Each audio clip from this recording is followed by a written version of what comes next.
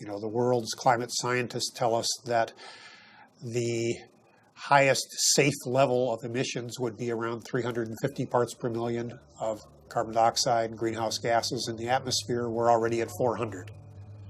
They tell us that the sort of safest we could hope to do without having perilous implications as far as drought, famine, human conflict, major species extinction would be about a 2 degrees Celsius increase in temperature. We're rapidly approaching that, and with all the built-in carbon dioxide that's already in the atmosphere, we're easily going to exceed that. So on our watch, we are facing the next major extinction of species on the Earth that we haven't seen since the time of the dinosaurs disappearing. You know, when whole countries go underwater because of sea level rise, when whole countries find that there's so much drought that they can't feed their population, and as a result they need to desperately migrate to another country or invade another country, I mean, we're going to have climate wars in the future. And what about livestock and animal agriculture? Well, what about it? I mean,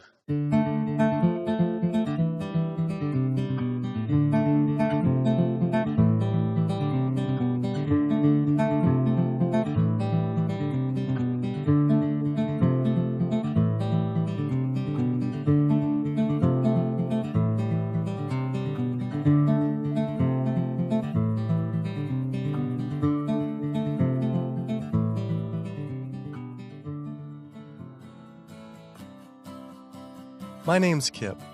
This is me. I had a cliche U.S. American childhood. My mom was a teacher, my dad was in the military, and I have one sister. I played all the sports growing up, but I always loved the outdoors and camping. Life was simple, not a care in the world. And then this guy showed up. Like so many of us, I saw his film An Inconvenient Truth about the impacts of global warming, and it scared the emojis out of me. In Al Gore's film, he describes how our Earth is in peril. Climate change stands to affect all life on this planet. From monster storms, raging wildfires, record droughts, ice caps melting, acidification of the oceans, to entire countries going underwater. That could all be caused by humans' demands on the Earth. With scientists warning unless we take drastic measures to correct our environmental footprint, our time on this planet may be limited to only 50 more years. I wanted to do everything I could to help. I made up my mind right then and there to change how I lived and to do whatever I possibly could to find a way for all of us to live together, in balance with the planet sustainably forever. I started to do all the things Al told us to do. I became an OCE, Obsessive Compulsive Environmentalist. I separated the trash and recycling. I composted, changed all the light bulbs, took short showers, turned the water off when I brushed my teeth, turned off lights when leaving a room, and rode my bike instead of driving everywhere. But as the years went by, it seemed as if things were getting worse. I had to wonder, with all the continuing ecological crisis facing the planet, even if every single one of us adopted these conservation habits, was this really going to be enough to save the world? It just seemed that there was something more to this story. I thought I was doing everything I could to help the planet. But then, with one friend's post, everything changed. The post sent me to a report online published by the United Nations stating that cows produce more greenhouse gases than the entire transportation sector. This means that raising cattle produces more greenhouse gases than all cars, trucks, trains, boats, planes combined, 13% compared to 18% for livestock. This is because cows produce a substantial amount of methane from their digestive process. Methane gas from livestock is 25 to 100 times more destructive than carbon dioxide from vehicles. Here, I'd been riding my bike everywhere to help reduce emissions, but it turns out there's more to climate change than just fossil fuels. I started doing more research. The UN, along with other agencies, reported that not only did livestock play a major role in global warming, it is also the leading cause of resource consumption and environmental degradation destroying the planet today.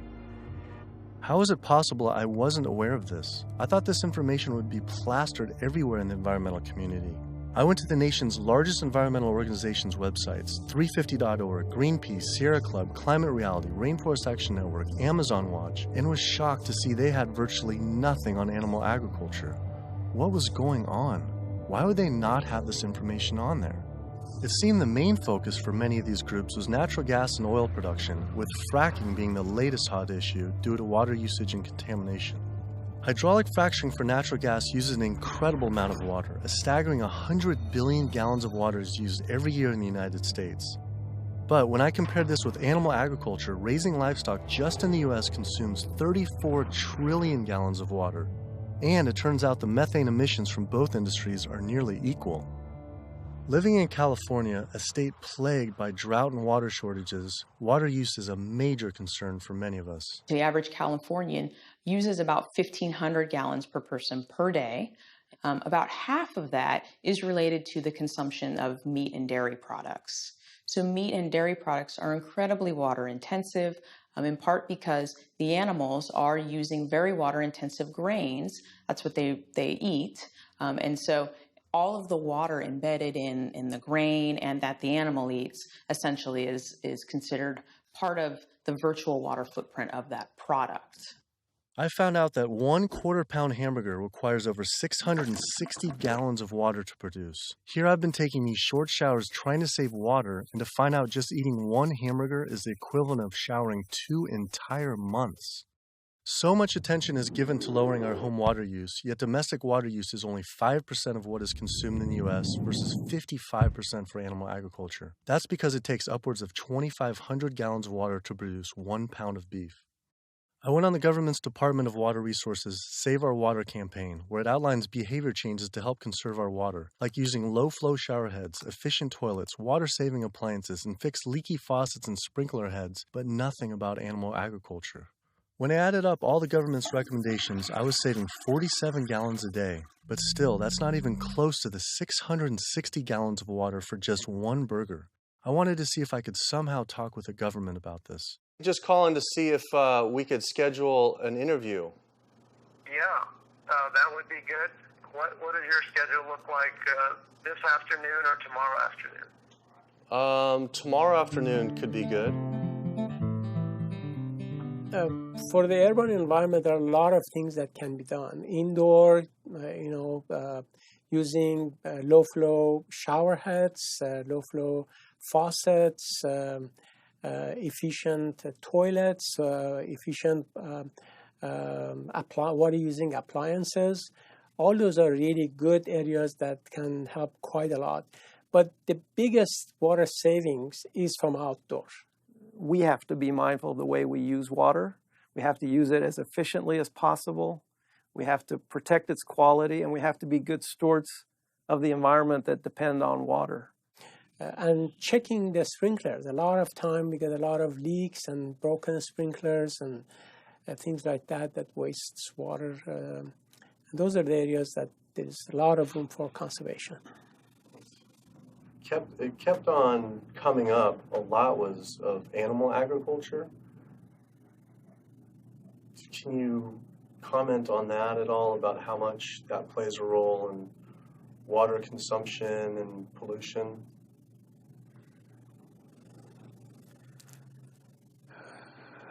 That's not my area. There's one study that found that 1 pound of beef, 2,500 gallons of water. Yeah. Eggs is 477 gallons of water, and cheese almost 900 gallons. I mean, I guess it's one simple, why isn't it on Save Our Water? Just, it's kind of like if you went to someone's house and my neighbor has a faucet, dripping, and then you see this giant hose turn full blast until 660 gallons of water are shooting out into the street, flooding the entire street. I think I would say, hey, turn that off, please. It seems like it's a huge thing that we could be doing by far more than anything else. Just like, if that is really the case. I think that the water footprint of animal husbandry is greater than other activities. There's no ifs, and, or buts about it. That would be really powerful, just rather than waiting till we're in a drought. What do you think about just starting now, and whoever's in charge of the Save Our Water, hey, let's start encouraging people to eat less meat now, because these studies are coming out. I don't think that'll happen. Why? I don't think that'll happen. Why? Because of the way government is set up here. That's interesting, though. Why though?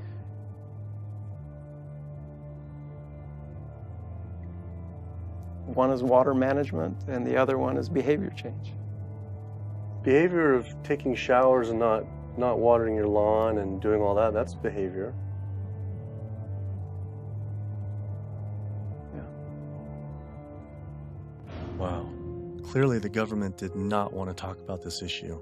Their inability to answer, along with the environmental organization's silence on the topic of animal agriculture, made it seem something more was going on. I started doing more investigating on the impacts of livestock and found out this situation was actually worse than I had thought. In 2009, 2 advisors from the World Bank released an analysis on human-induced greenhouse gases, finding that animal agriculture was responsible not for 18%, as the UN stated, but was actually 51% of all greenhouse gases. 51%. Yet all we hear about is burning fossil fuels. This devastating figure is due to clear-cutting rainforests for grazing, respiration, and all the waste animals produce. This makes animal agriculture the #1 contributor to human-caused climate change. But not only that, I found out raising animals for food consumes 1/3 of all the planet's fresh water, occupies up to 45% of the Earth's land, is responsible for up to 91% of Amazon destruction, is a leading cause of species extinction, ocean dead zones, and habitat destruction. Yet, the world's largest environmental groups that are supposed to be saving our world didn't mention this anywhere. I had to speak with environmental organizations to find out why they weren't addressing this issue. I sent off dozens of emails, made call after call, spent hours on hold. Days became weeks and weeks became months, and for some reason, no one wanted to talk to me about this. So bizarre. I supported these organizations for so long and now was met with silence. I was, however, able to connect with a handful of environmental authors and advocates that were willing to address this issue. I took my old trusty van, Super Blue, out of retirement and hit the road. So my calculations are that without using any gas or oil or fuel ever again from this day forward, that we would still exceed our maximum carbon equivalent greenhouse gas emissions, the 565 gigatons, by the year 2030, without the electricity sector even, or energy sector even factored in the equation, all simply by raising and eating livestock. If you reduce the amount of methane emissions, the level in the atmosphere goes down fairly quickly, and within decades, as opposed to CO2. If you reduce the emissions to the atmosphere, you don't really see a signal in the atmosphere for 100 years or so. The single largest contributor to every known environmental ill known to humankind: deforestation, land use, water scarcity, the destabilization of communities, world hunger. The list doesn't stop. It's an environmental disaster that's being ignored by the very people who should be championing. Free-living animals made up, 10,000 years ago, made up 99% of the biomass. And human beings, we only made up 1% of the biomass. Today, only 10,000 years later, which is really just a fraction of time, we human beings and the animals that we own as property make up 98% of the biomass. And wild, free-living animals make up only 2%. We've basically completely stolen the world, the earth, from free-living animals to use for ourselves and our cows and pigs and chickens and factory farmed fish. And the oceans have been even more devastated. Concerned researchers of the loss of species agree that the primary cause of loss of species on our Earth that we're witnessing is due to overgrazing and habitat loss from livestock production on land, and by overfishing, which I call fishing, in our oceans. And we're in the middle of the largest mass extinction of species in 65 million years. The rainforest is being cut down at the rate of an acre per second. And the driving force behind all of this is animal agriculture, cutting down the forests to graze animals and to grow soybeans, genetically engineered soybeans to feed to the cows and pigs and chickens and factory farmed fish. 91% of the loss of rainforest in the Amazon area thus far to date, 91% that's been destroyed, is due to raising livestock. The leading cause of environmental destruction is animal agriculture. I just couldn't understand why the world's largest environmental organizations were not addressing this when their entire mission is to help protect the environment. But that's the thing, too, is they say, you know, use less coal, ride your bike, what about, you know, eat less meat? Yeah. I think they focus grouped it, and it's a political loser. In terms of, yeah, because they're membership organizations, you know, a lot of them. They're looking to maximize the number of people making contributions, and if they get identified as being anti-meat or challenging people on their everyday habits, that's something that's so dear to people that it will hurt with their fundraising. They do not want to address the primary driving cause of environmental devastation, which is animal agriculture, because they're businesses and they want to make sure that they have a reliable source of funding. I went invited to a meeting with Al Gore and some years ago now, and made these methane arguments, and he was really pushed back. And that's just his argument. It's hard enough to get people to think about CO2. Don't confuse them. I think that the problem with a lot of organizations that are focused and have a laser focus don't go off message because they don't want to piss off another whole group of people that will make their lives difficult. If you listen to the majority of the major environmental organizations, they're not telling you to do much besides live your life the way you've been living it, but change your light bulb from time to time, drive less, use less plastic, recycle more. It's better for their fundraising and better for their profile to create a victim and perpetrator sort of plot line. You know, it's like when we talk about the fact that when we have a dysfunctional family and the father is an alcoholic, that's the one thing no one talks about. Everybody goes around that, and yet it's the one thing that's causing the devastation in the relationships in the family, because no one wants to talk about it. How could these organizations not know? I mean, the issue is right in front of them. It's unmistakable at this point. And just like these organizations, they're falling over themselves to show the general public that climate change is human caused. And in doing so, they completely fail to see what's right in front of them, that animal agriculture, raising and killing animals for food, is really what's killing the planet.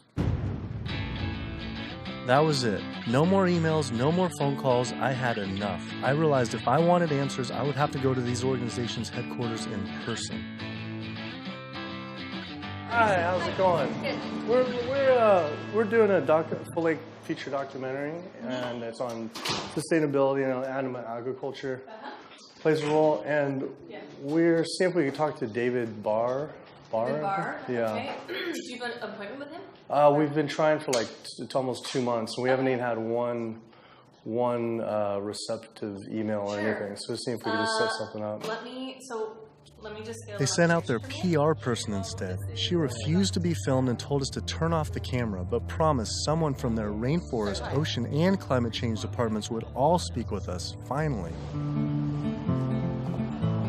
Next stop was to give Sierra Club a visit. Turns out they were a bit more receptive to me showing up at their doorstep. Hey, how's it going? With the climate change, what's the leading cause of that? Well, it's basically burning too many fossil fuels. So coal, natural gas, oil, tar sands, oil shale, all these new exotic fuels that are kind of hybrids between them. But that's basically what is loading up the atmosphere. So we have this greenhouse effect where the heat is getting trapped and the temperatures are soaring at a rate that has never existed in the history of the Earth. And what about livestock and animal agriculture? Well, what about it? I mean, we do just research. A couple of the UN report says it's more. Livestock accounts for more than all transportation put together. A recent 2009 World Watch report, livestock causes 51% of all greenhouse gas emissions. Yeah, well, it is a big issue, and we need to address that as well. But, there's just so many different potential sources of methane and carbon emissions. If the number one leading cause is animal agriculture and meat consumption, then doesn't that need to be the number one focus, if not the number two? Well, That's your assessment. Our assessment is different. That was bizarre. So Greenpeace got back to me today and said, "It was great to meet with you yesterday. I've spoken with various people here at Greenpeace about your request, but I'm afraid we're not going to be able to help this time. Thanks again, and we wish you the best of luck." Greenpeace's response reminded me of the statistic that 116,000 pounds of farm animal excrement is produced every second in the United States alone. That is enough waste per year to cover every square foot of San Francisco, New York City, Tokyo, Paris, New Delhi, Berlin, Hong Kong, London, Rio de Janeiro, Delaware, Bali, Costa Rica, and Denmark combined. Livestock operations on land has caused created more than 500 nitrogen-flooded dead zones around the world in our oceans, comprise more than 95,000 square miles of areas completely devoid of life. So any meaningful discussion about the state of our oceans has to always begin by frank discussions about land-based animal agriculture, which is not what our conservation groups, Oceana being the largest one in the world right now, the most influential, as well as others, that's not what is at the apex of their discussions. I went on my favorite ocean protection organization's website, Surfrider Foundation, to see what they were doing about this. Mostly what I've found were campaigns about plastic bags and trash, but nothing about animal agriculture. What is the number one coastal water quality issue polluter? Yeah, I mean, a lot of it, it's actually, we call it the toxic cocktail, because it really is this sort of diffuse source. So it's, heavy metal from tires and brakes and cars, heavy metals. It is these herbicides and pesticides. So it's really it's kind of picking up the everything we leave on the ground and collecting it together and pushing it out into the ocean. So it's hard to actually target one thing. We're doing our research on this particular one and runoff, and just kind of increasingly as we're interviewing more and more people, it keeps coming up. The animal agriculture as being, and we read animal agriculture as being the number one water polluter, considerably by more than any other. Yeah, that's interesting. I think, I guess it depends on the regions that you focus on, like the urban areas, which is sort of like where we are here in Southern California. We don't see that because there's not a lot of sort of agricultural farms. But if you look in the mid-Atlantic, sort of Maryland, Virginia, North Carolina, that region, I know there's a lot of poultry farms and a lot of hog farms, and it's a huge waste issue. I was surprised that not only did they not focus on farm runoff, but they also didn't mention any campaigns about how our oceans are in near collapse. The UN reported that 3/4 of the world's fisheries are overexploited, fully exploited, or significantly depleted due to overfishing. The oceans are under siege like never before, and marine environments are in trouble. And if we don't wake up and do something about it, we're going to see fishless oceans by the year 2048. That's the prediction from scientists. The fact that when people look at fishing, sometimes they're only looking at the fact of the animals who are actually consumed by humans, and we're not necessarily looking at all the animals who are caught in the drift nets, all the other animals who are killed in the industry. And when you look at even the shrimping industry has done a lot to devastate the planet as well in terms of breaking down natural barriers that we have to protect the islands. We're at over 28 billion animals were pulled out of the ocean last year. They're not ever given a chance to recover. They can't recover. They don't multiply that quickly. They don't, they don't come back. We're not giving them an opportunity. The oceans are in complete collapse. The large fish species are nearing extinction. The way fishing is done today to feed the demand for 90 million tons of fish is primarily through massive fish nets. For every single pound of fish caught, there's up to 5 pounds of untargeted species trapped, such as dolphins, whales, sea turtles, and sharks, known as bykill. If we were to imagine this same sort of practice happening on the African savanna, targeting gazelle, but in the process scooping up every single lion, giraffe, ostrich, and elephant, nobody would stand for it. Yet, this is what is happening in our oceans every single day. Between 40 and 50 million sharks each year are killed in fishing lines and fishing nets as bykill. then their fins might be cut off or not cut off, but they're caught initially as bykill. And it's from fishing. It's from fishing in a sustainable manner, in many cases, for fish that are labeled sustainable by, for instance, Oceana and these sustainable certified organizations. So my thought is that why would we want to stop at banning shark fin soup if you're concerned about sharks, which all these organizations are, and most of the public at large is now. If we really are concerned about sharks, we would ban fishing. I went on the world's largest ocean conservation group's website, Oceana, to see what they were doing about this. On their site, along with a TED Talk by CEO Andy Sharpless, I was astounded to read they actually recommend that one of the best ways to help fish is to eat fish. With the world's fish population in near collapse, this seems like saying the best way to help endangered pandas is to eat pandas. I couldn't understand how Oceana could say we could remove close to 100 million tons of fish per year, and that could somehow be sustainable and good for our oceans. Many of the species that are nearing extinction have done so, are being ravaged and becoming nearly extinct in a declining fashion and haven't recovered on the watch of Oceana and on the watch of Marine Stewardship Council, and very much on the watch of Monterey Bay Aquarium Seafood Watch, which I mentioned in one of my lectures. That's they're aptly named because that's what they're doing. They're sort of watching this happen instead of aggressively halting it.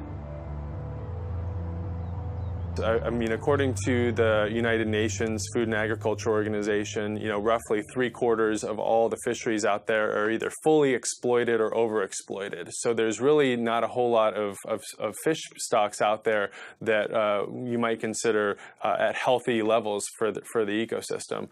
Watching Andy's TED Talk about feeding the world. In 1988, fish catch, as you mentioned, peaked at 85 million tons. How is it possible that we can sustainably catch 100 million tons by 2050, regardless if it's in a farm or if it's in the ocean? If for every pound of fish you're taking out, you're essentially taking out 5 pounds of wild fish, no matter whether it's a pond or it's in the ocean. How can that be sustainable?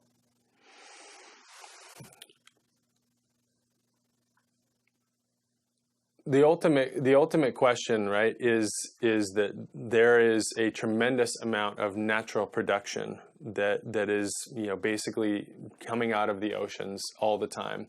So we have a massive amount of upwelling from our ocean conveyor belt that's bringing up ancient 1,000-year-old nutrients, and our ecosystems are turning that into fish.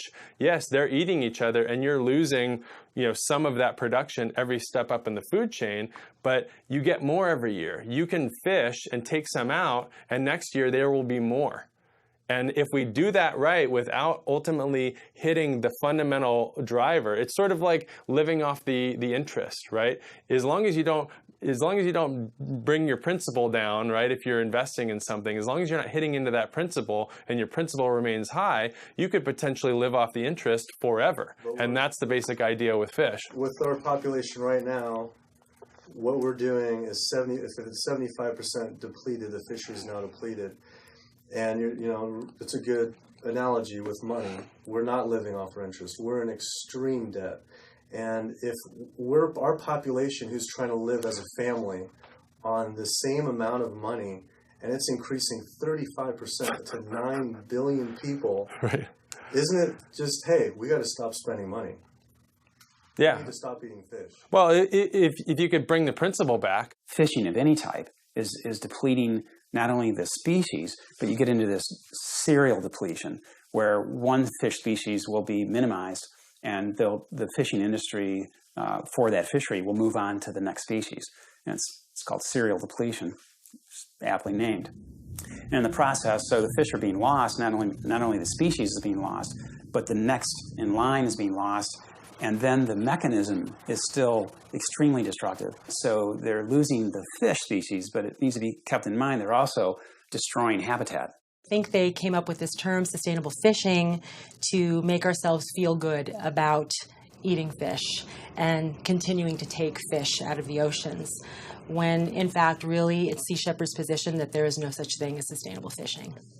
Seafood is not a protein source for a sustainable protein source for the feeding of the planet, of the people on the planet. It's just not. People don't want to hear it because that makes them feel like they have to take action. They have to stop doing something, and a lot of people don't want to, and people don't want to, they don't want to put it out there because it's uncomfortable. They don't want to propose to tell people what to do, but we're at a point where we all have to be cognizant and we have to realize and we have to take an action. Our founder, Captain Watson, likes to say, if the oceans die, we die. That's not a tagline. That's the truth. Perhaps the only other ecosystem that is being destroyed at such a rapid rate are the world's rainforests. Our global rainforests are essentially the planet's lungs. They breathe in CO2 and exhale oxygen. An acre of rainforest is cleared every second, and the leading cause is to graze animals and grow their feed crops. That is essentially an entire football field cleared every single second. And it is estimated that every day, close to 100 plant, animal, and insect species are lost due to rainforest destruction.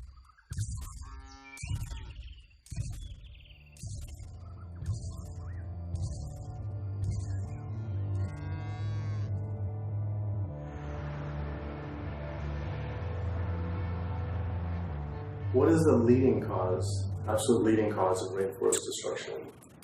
Human intervention into rainforests is the leading cause. And so it's either for logging or it's for agribusiness. And that's when you're looking at the top global drivers, it will vary a bit by the rainforest that you're talking about.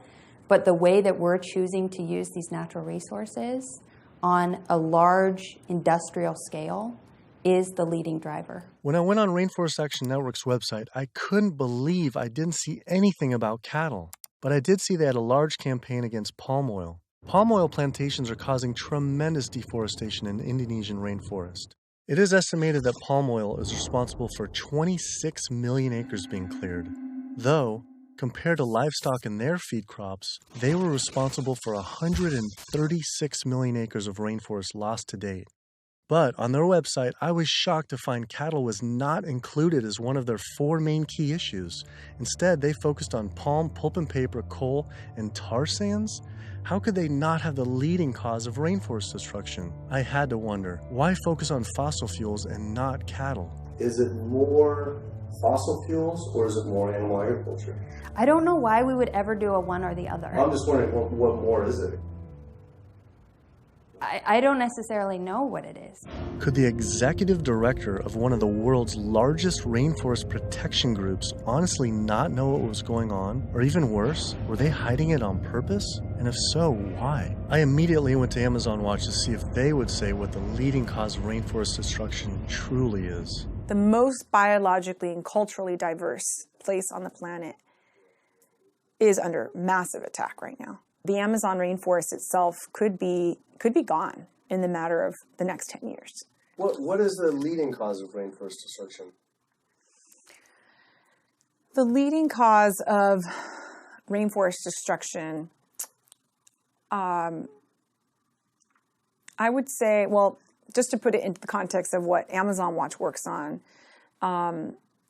there's many drivers of deforestation, as we call them. Many different reasons and ways that the rainforests are destroyed. The ones that cause the most damage and are the most widespread are mega projects, such as oil and gas pipelines, such as mining projects, such as mega dam projects. We're not talking about... I felt like I was going in circles with all these groups, as if I were stuck in some strange cowspiracy twilight zone where no one could talk about cows. I couldn't believe these organizations just wouldn't say what the leading cause of rainforest destruction truly is. I had to ask one more time. It's hard to say what is the leading cause of deforestation of the Amazon because they're all destructive: oil and gas, mining, dams, agriculture. But in terms of land use, in terms of the amount of land that is destroyed by when we talk about, in comparison, all those different causes of deforestation, what is causing the most trees to fall, for example? I think it would definitely be agriculture. Unfortunately, one of the biggest causes of deforestation definitely in the Brazilian Amazon, is agribusiness, cattle grazing, and soy production in particular.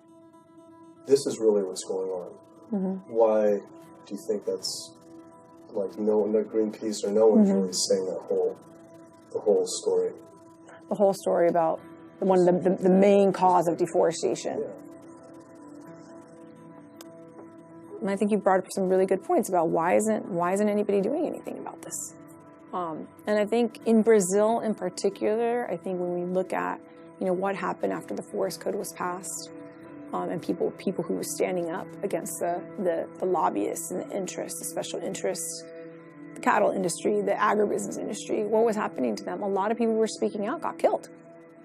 And if you look at, say Carlos, you look at Claudio, there's people who are putting themselves out there and saying, cattle ranching, is destroying the Amazon. A lot of those people who are really putting themselves out there, and look at Dorothy Stang, the nun who lived out in Pará, who was killed. A lot of people will speak up. A lot of people just keep their mouths shut because they don't want to be the next one with the bullet to their head. Sister Dorothy Stang was a U.S.-born nun living in the heart of the Brazilian rainforest. Her life's work was to protect the Amazon. She spoke out openly against the destruction of rainforests from cattle ranching for years. Walking home one night, she was brutally gunned down at point-blank range by a hired gun from the cattle industry.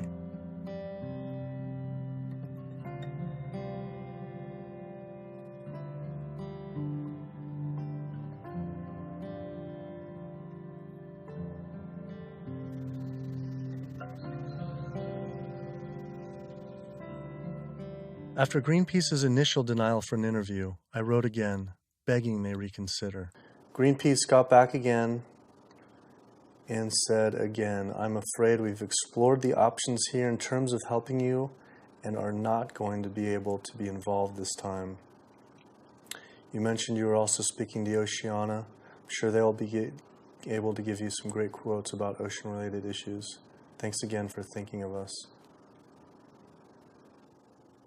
Unbelievable. With Greenpeace unwilling to be interviewed, I had to find a different avenue for answers. There's something really fishy going on over there. Fortunately, I found a former Greenpeace board of director who now speaks openly about the industry. Environmental organizations, like other organizations, are not telling you the truth about what the world needs from us as a species. It's so frustrating when the information is right before their eyes. It's documented in peer-reviewed papers and journals. It's there for everybody to see, but the environmental organizations are refusing to act. Nowhere do you find in their policies, and nowhere do you find in the Greenpeace mission that diet is important, that animal agriculture is the problem. They are refusing, like other environmental organizations, to look at the issue. The environmental community is failing us, and they're failing ecosystems. And it's so frustrating to see them do this. NRDC, the Earth's best defense. All right, so here they actually do have a few things on animal agriculture. The leading cause of environmental degradation is too much pollution and too many engines churning too fast in too many places around the globe. Lately, in 2009, a World Watch report that livestock causes 51% of greenhouse gas emissions, and transportation is around 13%, and then the low end, the UN was around 18 to 30, which is more than all transportation, all put together. Internationally or nationally? Yeah, I think energy production and transportation are still major sources. So I think I guess I'm not going to comment on that because I'm not familiar with those numbers. So it's don't quote me on this, but that's cow farts. That's what I think what that is. I think that's cow farts.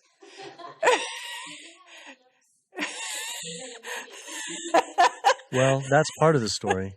Methane production from cows and other livestock's flatulence is a major contributor, but mostly it is due to deforestation and the waste they produce, which is 130 times more waste than the entire human population, virtually all without the benefit of any waste treatment.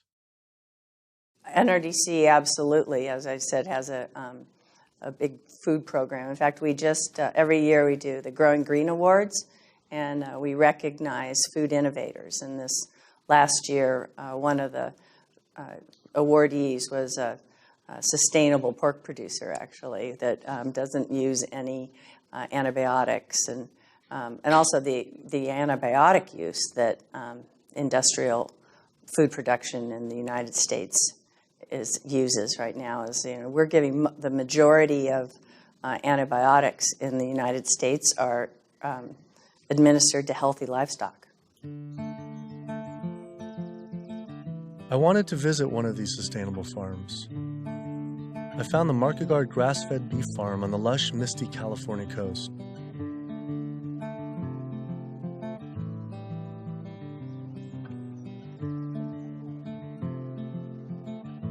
I met Eric and Donegal Markegard and their 4 children. Leah and Larry are usually up at 6 and out, milking the cows, slopping the hogs.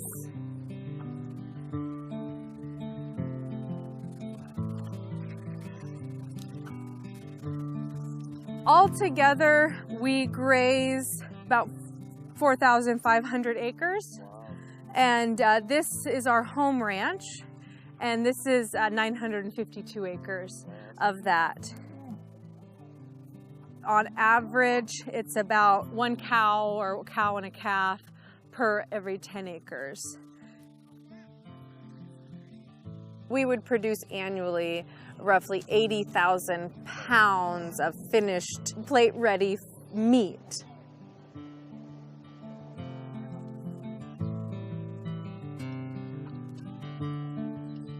We keep about 10 pigs in roughly a 50-acre area, and we move them around in 10-acre pastures.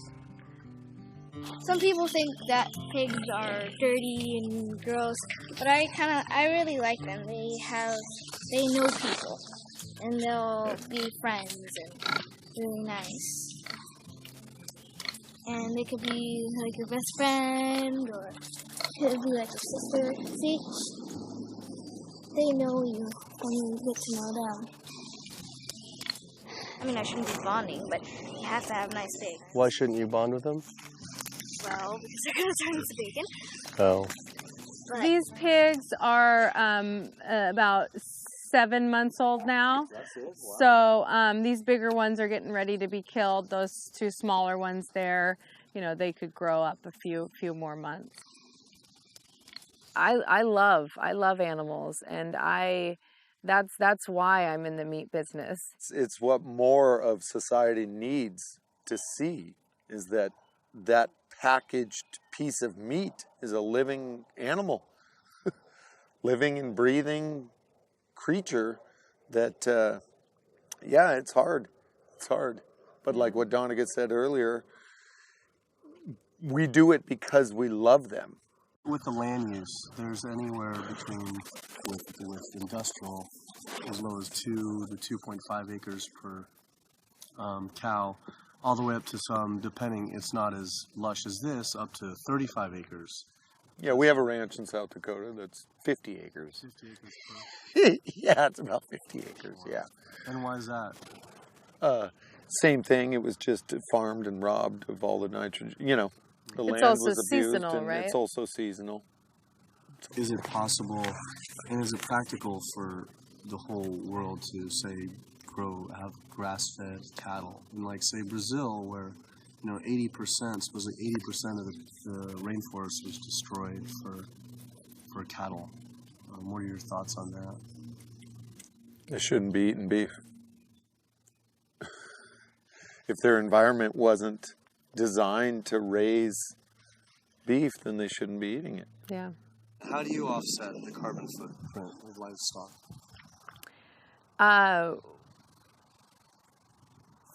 We don't feel like livestock have a carbon footprint. I left there feeling confused. And as far as grass-fed beef not having a carbon footprint, it actually sounded like it could make sense until I added up the numbers on land use and population. If we were to use the Market model of raising animals, which requires 4,500 acres producing 80,000 pounds of meat, the average American eats 209 pounds of meat per year. If that was all grass-fed beef, only 382 people could be fed on their land. That equates to 11.7 acres per person times 314 million Americans, which equals 3.7 billion acres of grazing land. Unfortunately, there are only 1.9 billion acres in the U.S.'s lower 48 states. Currently, nearly half of all United States land is already dedicated to animal agriculture. If we were to switch over to grass-fed beef, it would require clearing every square inch of the United States, up into Canada, all of Central America, and well into South America. And this is just to feed the United States' demand on meat. But that figure doesn't even take into consideration that much of that land isn't suited to graze livestock. We would have to convert all mountain ranges to grassland, clear ancient forests and national parks to grazing, and demolish every city just to make room to graze cows. Just like Brazil, the United States isn't suited to meet the demands for meat. It takes 23 months for a grass-fed animal to grow to the point, to the size and age that it's slaughtered, whereas a grain-fed takes 15 months. So that's an additional 8 months of water use, land use, feed, waste, and in terms of a carbon footprint, it's a huge difference. Turns out, due to land use, grass-fed beef is more unsustainable than even factory farming. I had to come to terms with the fact there was no way to sustainably raise enough animals to feed the world's current demand on meat, and had my doubts on dairy as well. But I did want to talk with a premier organic dairy company to see if they believe their product was sustainable for the world's population. It requires a lot of inputs to produce milk. The feed, the water, the land, it does. And it may not be practical to expect that there can be enough dairy production produced in a sustainable way to feed the entire world. I just don't think that that's necessarily a given. I think it's maybe too much to expect that the world can be fed with dairy in a sustainable way. I don't know the answer, but common sense would say that's a long shot. I was shocked to hear such an honest answer. If this is what the dairy's CEO would say, I wonder what the farmer would claim. Based on their marketing, it seemed their farms were an oasis for cows.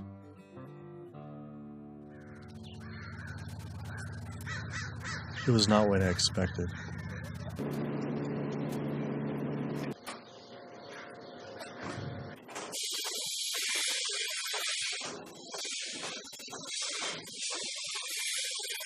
Typically, a cow will eat 140 to 150 pounds of feed a day. 40 to 50 pounds of feed every day. And then she's also going to drink between 30 and 40 gallons of water. Probably go through about 20 tons per week. 20 tons of grain per week. Primarily for our milking cows, so about 250 cows. Yeah, so the biggest part of sustainability to me, the number one thing on the list should be profitability. So how the process completely works from start to finish is the cow needs to have a baby in order to give milk. And so she'll have her baby. That baby's going to stay with the mother for at least 2 days. And the babies will go off to our calf raising facility, so they have an individual hutch that they'll be raised in. Since we're a dairy, it's only the girl cows that give us milk. So the boys on typical dairies, they're sold off to beef raising facilities. But we do keep approximately half, and we raise them for 2 years and sell them as organic grass-fed beef. So all dairy cows eventually go to the beef industry? Mm-hmm. At some point in time, she's really going to drop off, and so you have to make a business decision at that point. Are you going to keep investing in her, to give milk, or are you going to sell her off again to another dairy or into the beef industry?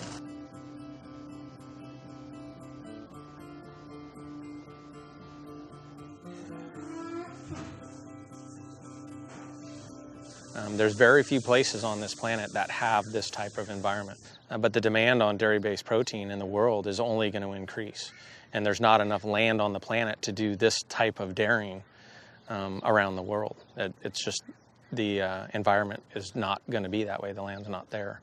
So I guess on a global scale, a conclusion would be dairy is not sustainable. Unless we start digging up houses and putting pastures back. And the only way to start digging up houses and development is to have less people. But we only know that population is going to continue to grow. So that means more commercial dairying, I'm sure. Either that or some lower demand by the people. Yeah, or some other product's going to take its place. I mean, we see there's all sorts of soy milks and almond milk and a lot of other products that are coming out, and different blends. Where you take juices and proteins, and I think you'll see a lot more of that. He was right. How could cow's milk be sustainable? For when 1 gallon of milk, it takes upwards of 1,000 gallons of water to produce. Doing research on grass-fed livestock, I kept coming across the work of Alan Savory. Almost a third of the planet's land is becoming desert, with the vast majority due to livestock grazing. Savory claims that the best way to reverse this desertification is to actually graze more animals. This reminded me of Oceana saying the best way to help fish is to eat fish. This is the same man, during the 1950s, working as a research officer for the game department of what is now Zimbabwe, came up with a theory, in spite of scientific evidence, that actually elephants were the cause of desertification there. And his solution was convincing the government to kill 40,000 elephants. Yet, after 14 years of relentless slaughter, the conditions only got worse. His theory was wrong. The culling finally ended, but not until tens of thousands of elephants and their families were killed. This is not someone I would ever take ecological advice from.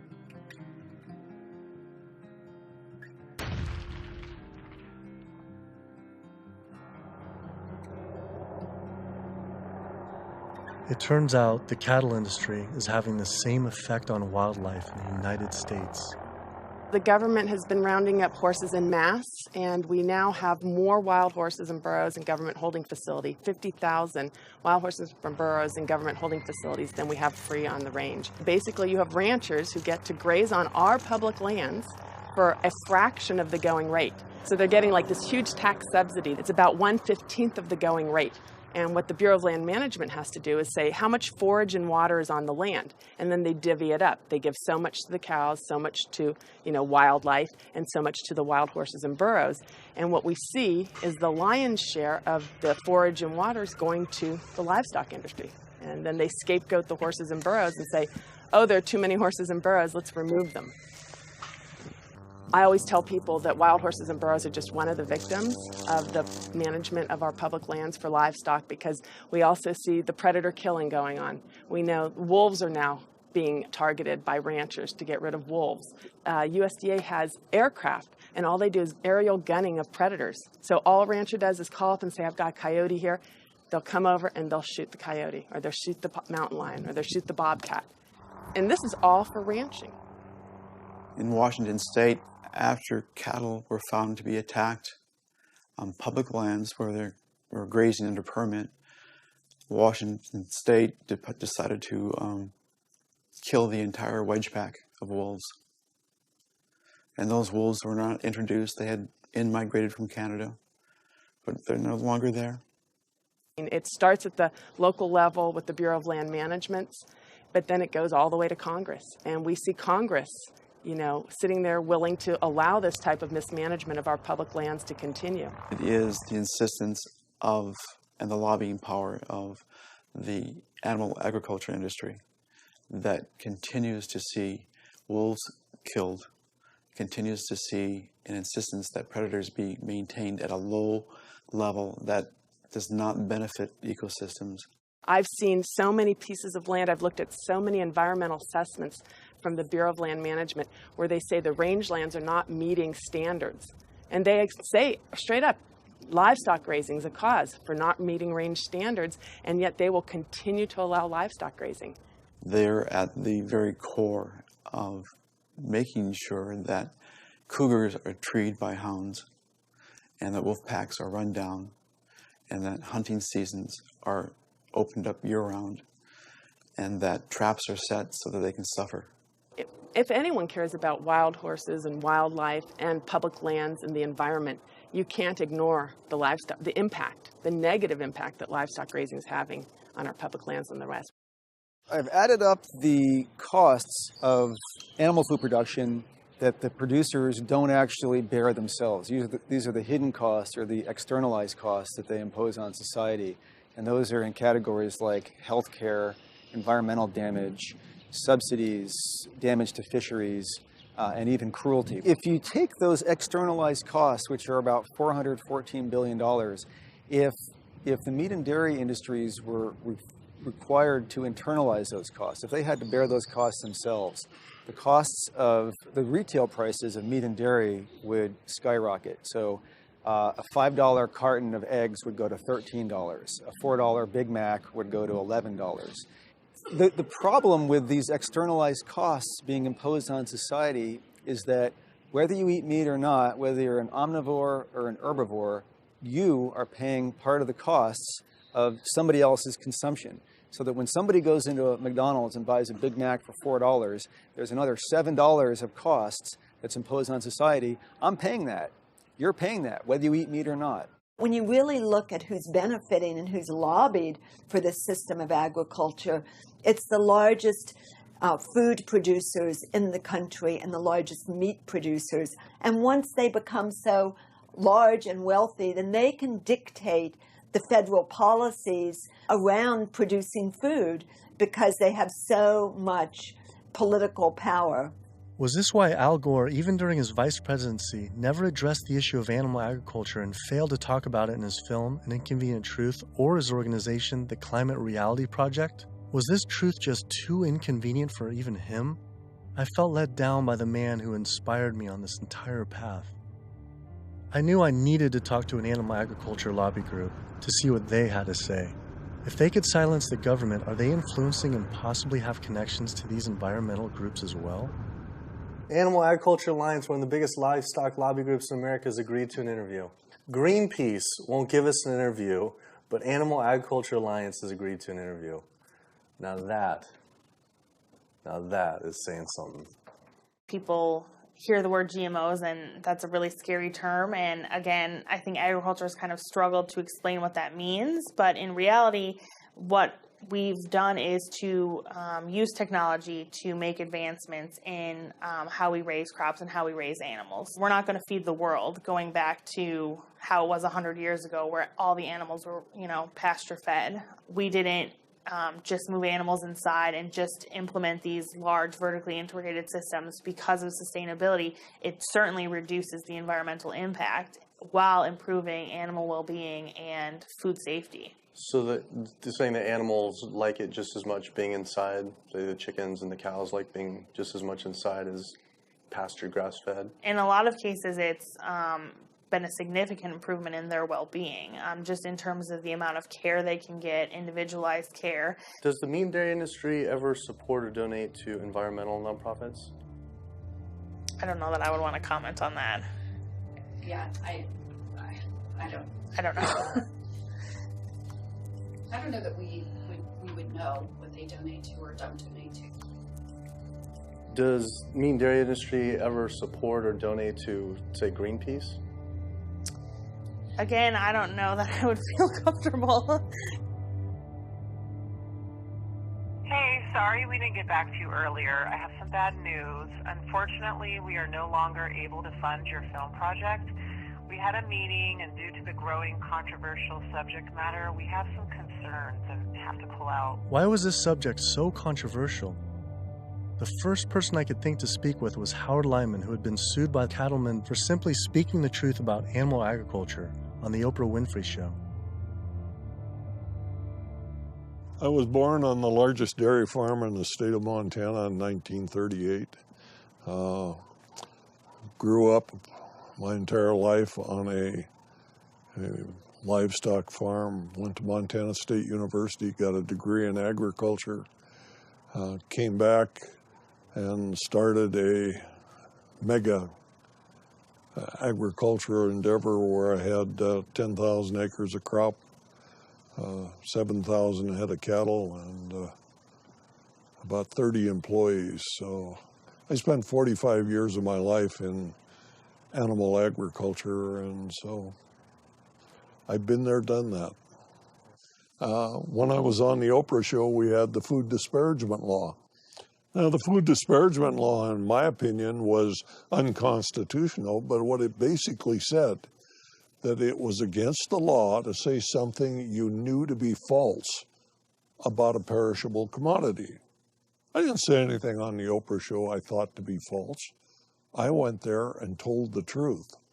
Now, it took 5 years and hundreds of thousands of dollars to end up extricating myself from the suits from the cattle industry. But if I was to go on the Oprah show today, say exactly the same thing today that I said back then, I would be guilty. And for me, when they were talking about the food disparagement law, it was the fact of whether I told the truth or not. You can go today and tell the truth, and you will be guilty, because if you cause a disruption in the profits of the animal industry, you're guilty under the Patriot Act. Do you think there should be any concern of us making this documentary? Of course. If you don't realize right now that you're putting your neck on the chopping block, you know, you better take that camera and throw it away. The animal agriculture industry is one of the most powerful industries on the planet. I think most people in this country are aware of the influence of money and industry on politics, and we really see that clearly on display with this industry in particular. Most people would be shocked to learn that animal rights and environmental activists are the #1 domestic terrorism threat, according to the FBI. And why is that? It's a difficult question to answer, why these groups are at the top of the FBI's priorities. I think a big part of it is that they, more than really any other social movements today, are directly threatening corporate profits. You know, when we try to find out how factory farms and how animal agriculture is polluting the environment, they try to claim exemptions to that information, either under national security terms or public safety, trademark issues, business. It's a business secret. We've seen all these attempts to keep people in the dark about what they're actually doing. You know, one of the largest industries on the planet with the biggest environmental impact, trying to keep us in the dark about how it's operating. Through the Freedom of Information Act, we obtained documents from the Counterterrorism Unit that show they are monitoring my lectures, media interviews like this one, my website, my book. Are we at risk filming this and showing it? You're going up against people that have massive legal resources. I mean, it's just overwhelming, the amount of money at their disposal, and you have nothing. And I think that fear is a big part of the tactic as well. Will was right. I was scared. When I learned about the activists being killed in Brazil, I was disturbed, but I felt removed. But to learn about American activists and journalists being targeted by the industry and FBI, my funding being dropped, I was genuinely worried and it hit close to home. Was this why no one was willing to talk about the issue? I decided to take precautionary measures with all the footage I shot.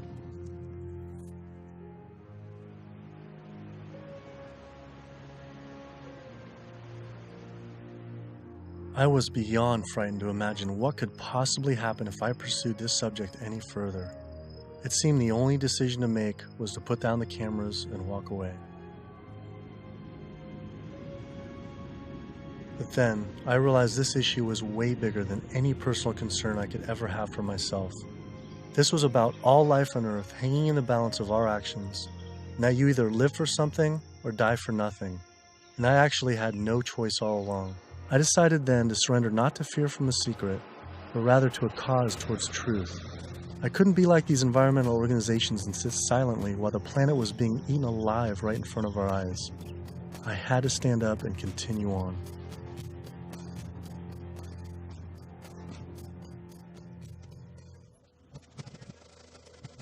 Some people would say the problem isn't really animal agriculture, but actually human overpopulation. In 1812, there were 1 billion people on the planet.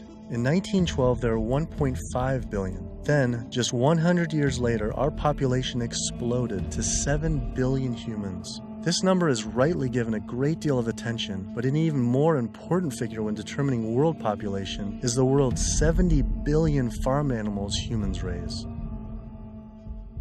The human population drinks 5.2 billion gallons of water every day and eats 21 billion pounds of food.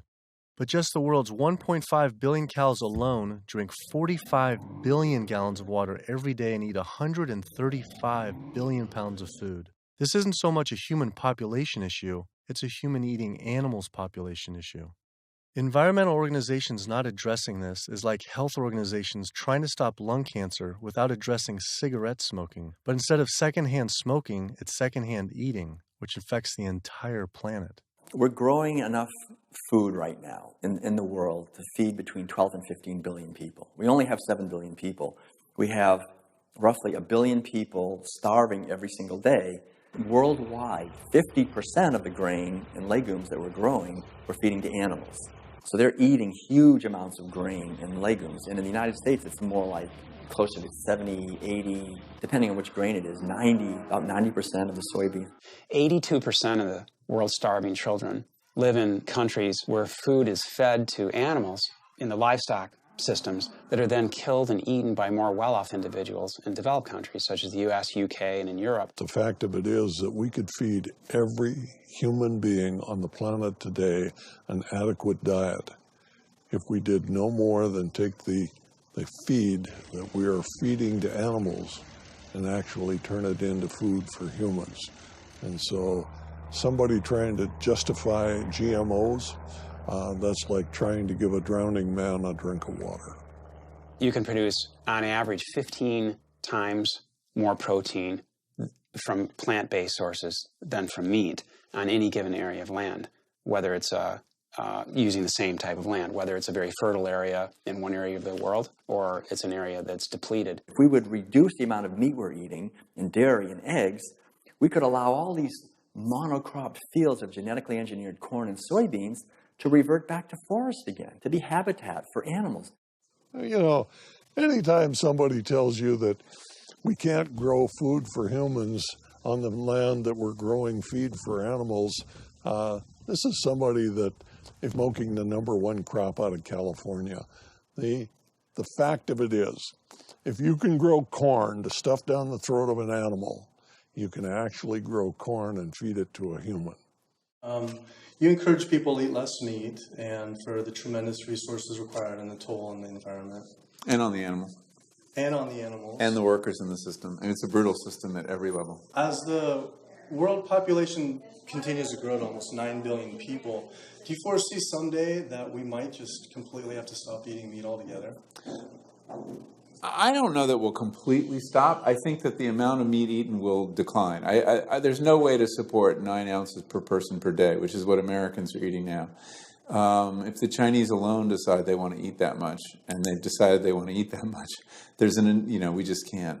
We don't have enough world to produce the grain to generate that much meat.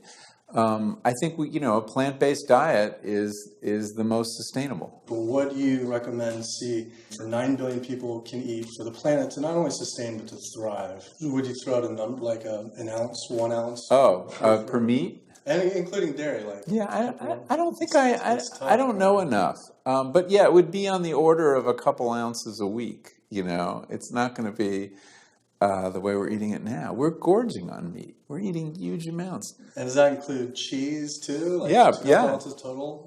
Yeah, cheese and milk. Only 2 ounces a week seem like nothing. People could probably raise that in their own backyard. Maybe backyard farming was a sustainable solution. I have 42 ducks. I started off with 3 ducks 3 years ago, and then those burdened into a population. I buy a 75-pound bag of seed. And that seed bag will last me right now about 2 weeks. The ducks now that we're going to be culling are about 2 years old. When you're living with them, they get used to you. They're not intimidated or whatever, and so they make all their vocal sounds like natural. Go down. Easy, easy, easy, easy. Okay. Now we're going to keep you. Run. These two go first. Being smart-wise,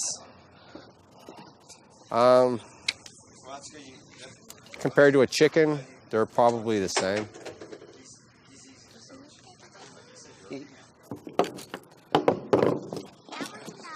Yeah, he is.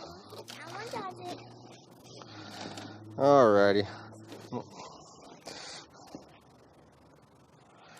Okay. Right there.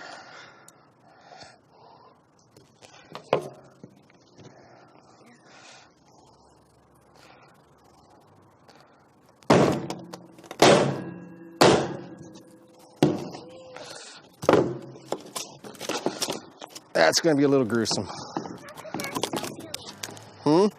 could that still be alive? They're not.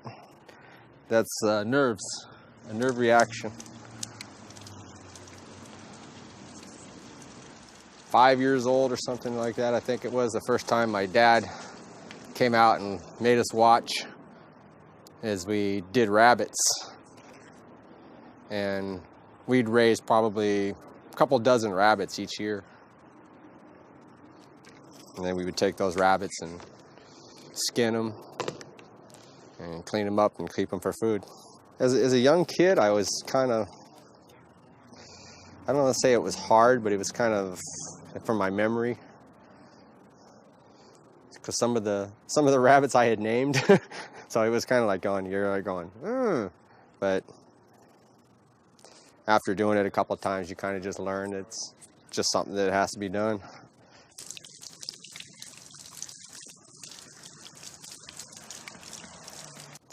Not the fingers. I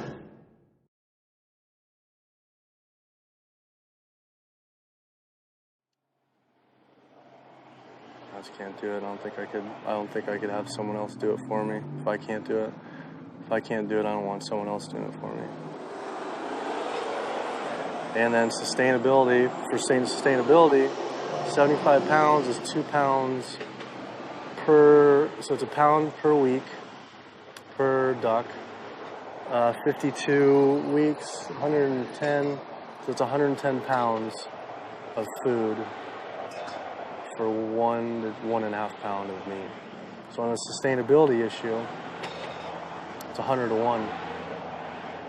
And that grain gets, who knows where that grain comes from. But I mean, when it gets to this point, it's not even about sustainability. It was just, I don't feel real good inside. It's the first time I've ever seen that. So, kind of, yeah. I'd been so caught up in the destruction caused by animal agriculture, I realized I'd never truly dwelled on the obvious reality that every one of these animals was killed. It was always a disconnected, abstract fact of eating meat, but when it became personal, face to face, the story changed. I had already scheduled weeks in advance to film another backyard slaughter of a chicken that stopped producing eggs. I didn't know how I was going to possibly go through another slaughter. So I didn't.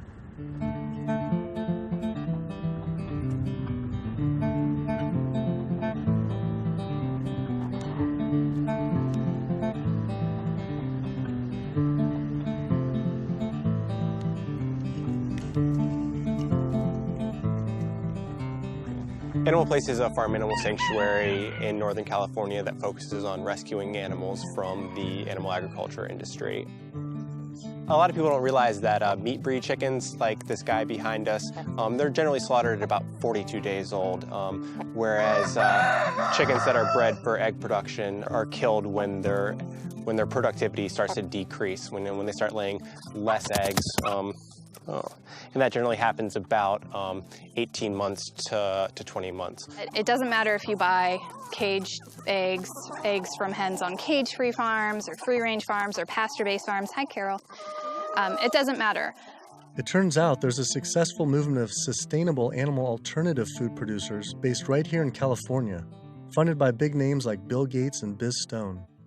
When you imagine all those egg-laying hens eating all that soy and all that corn, you have an energy conversion ratio at about 38:1. Whereas alternatively, you can find plants.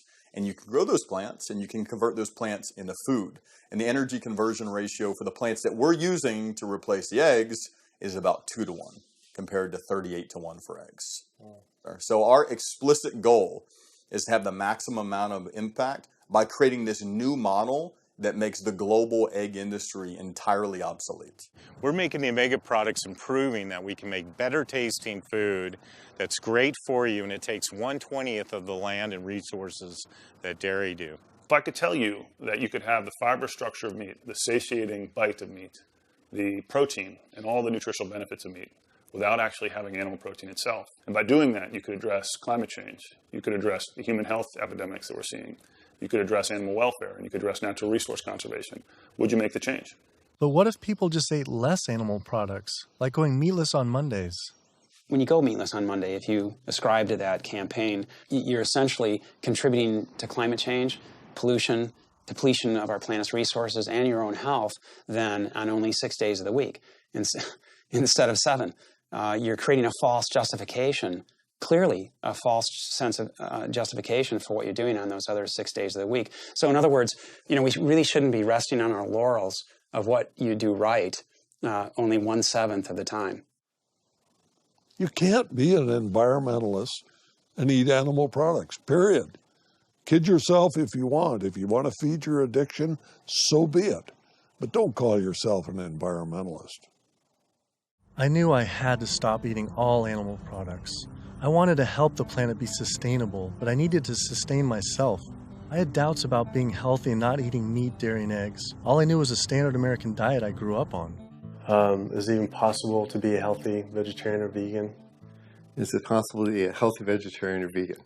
I became vegan for, 32 years ago now, and I run several miles every day. I go biking 40, 50 miles through the countryside. I work long hours. I feel great. It's nice waking up in a light, trim body every day. And so many of my vegan friends and patients, are just, they're thriving since their transition to a vegan diet. So yes, and I've seen vegan moms go through healthy vegan pregnancies and deliver healthy vegan children and raise them into tall, full-size, intelligent vegan adults. And yes, certainly all the nutrients are there in the plant kingdom to do this. That is correct. Think anyone should be consuming dairy? I really don't. When you think about it, the purpose of cow's milk, I did most of my growing up on a dairy farm in Wisconsin. The purpose of cow's milk is to turn a 65-pound calf into a 400-pound cow as rapidly as possible. Cow's milk is baby calf growth fluid. That's what this stuff is. Everything in that white liquid, the hormones, the lipids, the proteins, the sodium, the growth factors, the IGF, every one of those is meant to blow that calf up to a great big cow. It wouldn't be there.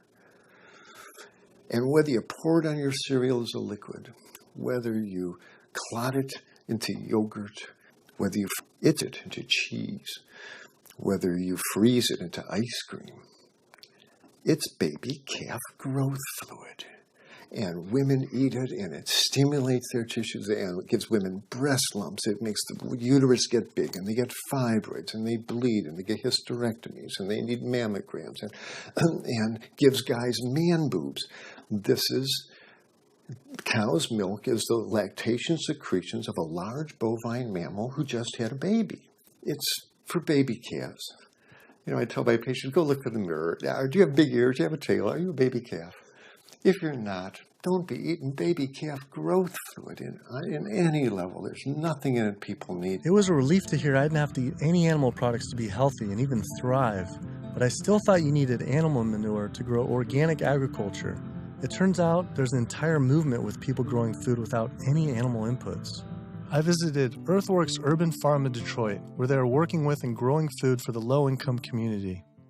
We tend to see ourselves as individuals in a bubble, and forget that we inhabit this land and this earth with other creatures.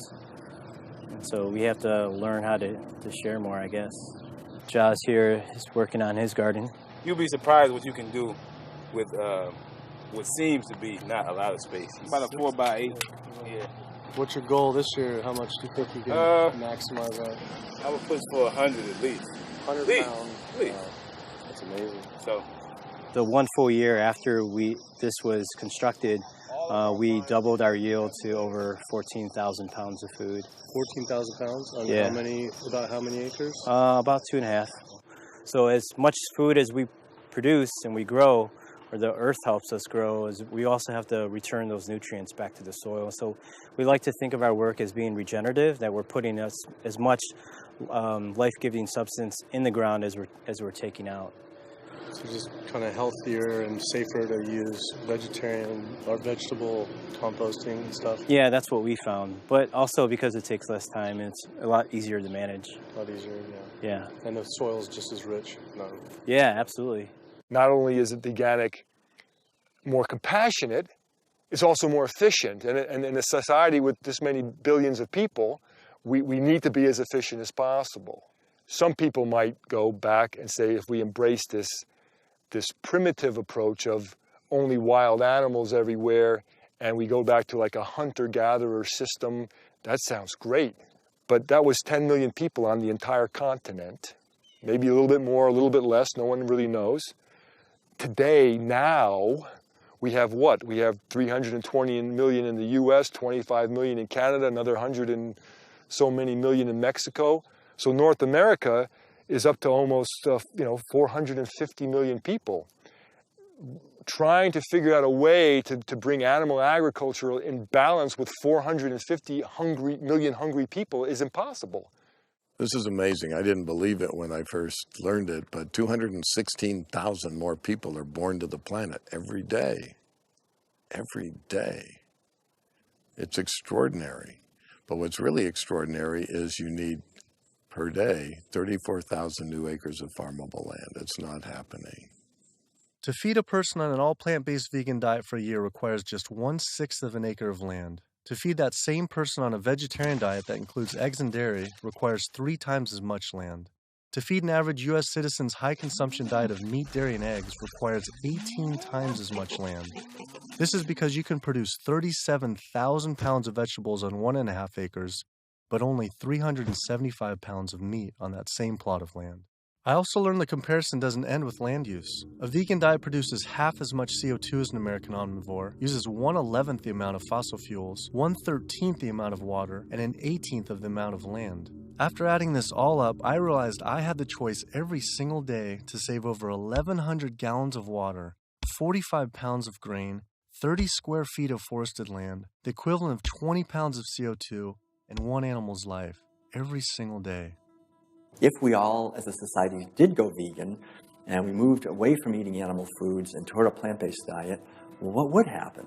If we didn't kill all these cows and eat them, then we wouldn't have to breed all these cows because we're breeding cows and chickens and pigs and fishes. We're breeding them and, over and over again, relentlessly. So if we didn't breed them, then we wouldn't have to feed them.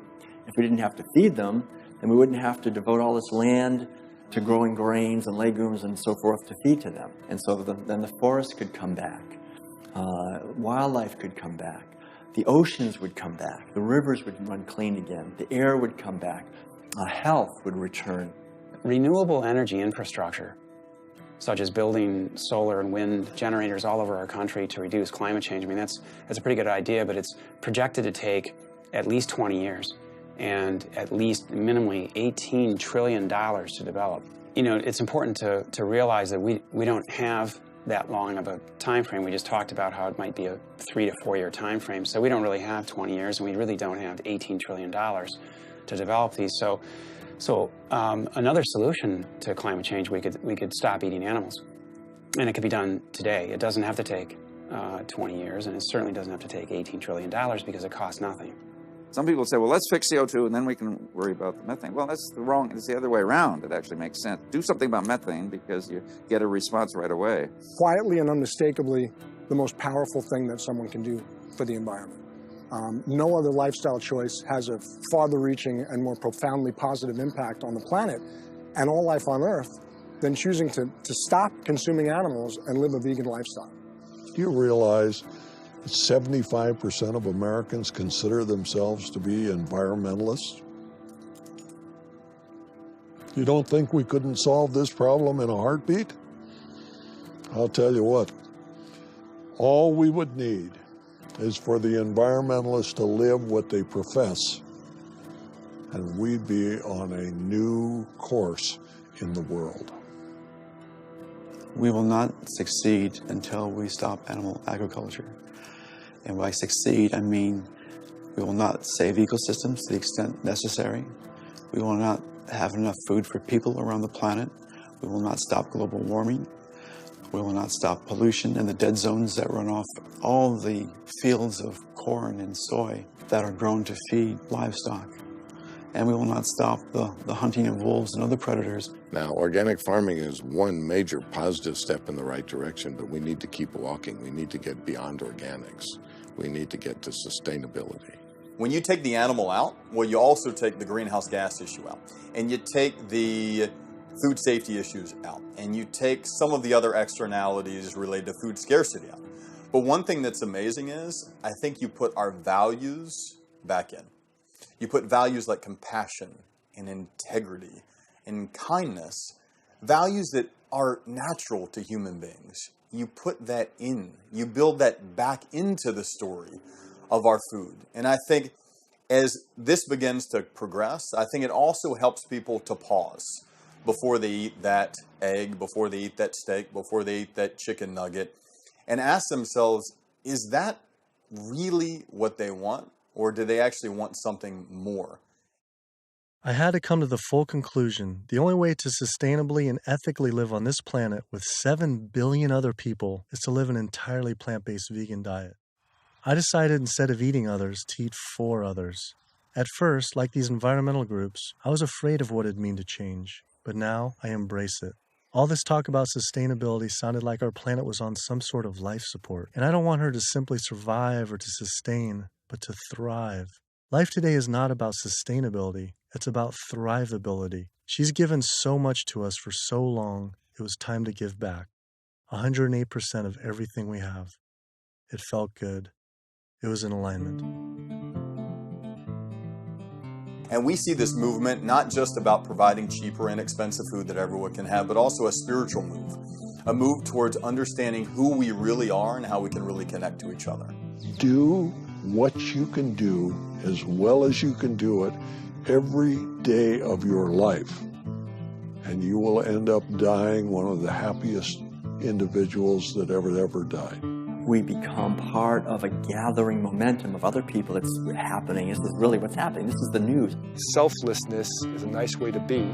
It has all these benefits for yourself as well as the planet and other people. So it's a beautiful way to live. Ecologically, it just feels better. This is about massively transforming how our society eats because it's a necessity. It's acting on what we know and acting kindly and gently on the whole planet and with other people to accomplish the goals of living better. We can do it, but we have to choose to do it. You can change the world. You must change the world.